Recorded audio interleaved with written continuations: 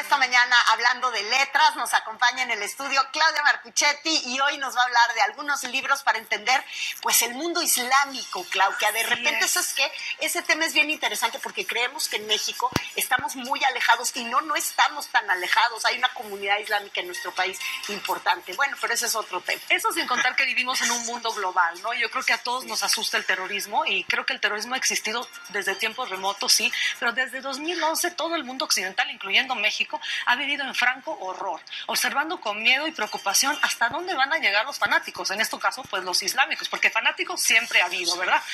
Cada vez que sucede un atentado como el que ocurrió en Cataluña la semana pasada, yo no puedo dejarme de preguntar, y creo que todos nosotros también, ¿qué es lo que lleva a un ser humano a matar a personas inocentes o incluso a perder la propia vida con tal de imponer su verdad?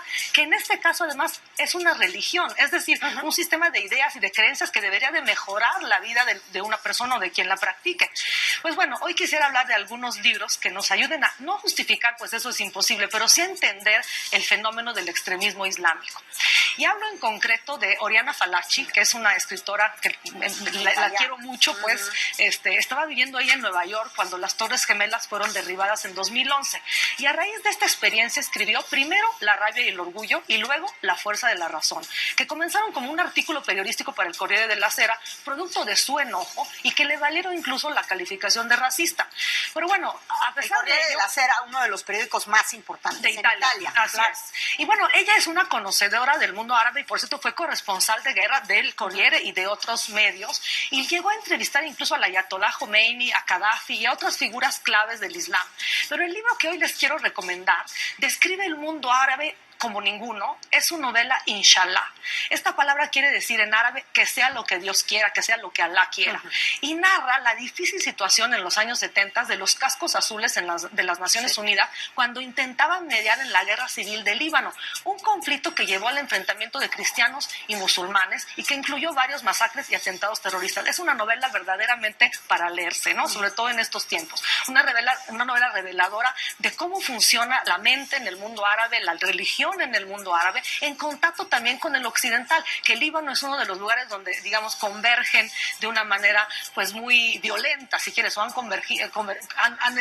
estado en contacto de una manera muy violenta. También podríamos mencionar en tiempos recientes el controversial Michel Houellebecq, con una novela que tampoco se pueden perder, se llama Sumisión, plantea la llegada de un musulmán al poder en Francia y la islamización de ese país. Pero mejor hablaré también de un escritor franco-libanés. Se trata de Amin Maalouf. ¡Ay, es fantástico! Tiene una de mis novelas favoritas en la vida. ¿Cuál es la tuya? Ánima. Fíjate, esa no la he leído, Mónica. ¿De eso tenemos que hablar? Intercambiar. No, ahí yo me voy las a hablar. prestan luego también. Sí. Fíjate que voy a hablar de las cruzadas vistas por los árabes. Claro.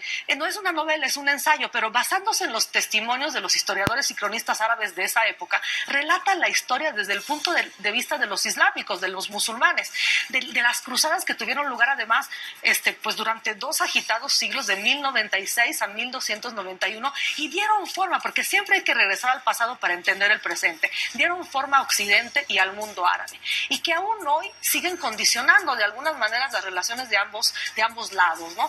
Este autor escribió también un ensayo interesantísimo, se los recomiendo mucho a ustedes periodistas sobre todo, se llama El desajuste del mundo, en el que intenta entender y explicar cómo en el siglo XXI se ha llegado a este desajuste, ¿no? En términos religiosos y cómo se podría salir del mismo. Para Amin Maalouf, el desajuste del mundo tiene menos que ver con el choque de civilizaciones que con el agotamiento simultáneo de 2 modelos sociales, sobre todo los 2 ámbitos culturales que con el cual él se identifica, que es el occidental y el árabe. El primero, es decir, el nuestro, por ser poco fiel a sus valores, y el segundo, por hallarse encerrado en un impasse histórico. Es un diagnóstico inquietante, pero desemboca en una nota de esperanza, que es que encontrar el equilibrio es posible.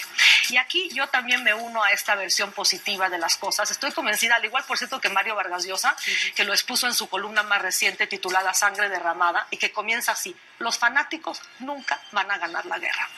Que al final él dice, nuestros valores, los valores de nuestra civilización, la igualdad, la fraternidad, la libertad, van a sobreponerse sobre el fanatismo que se ha enquistado de alguna manera en nuestra sociedad.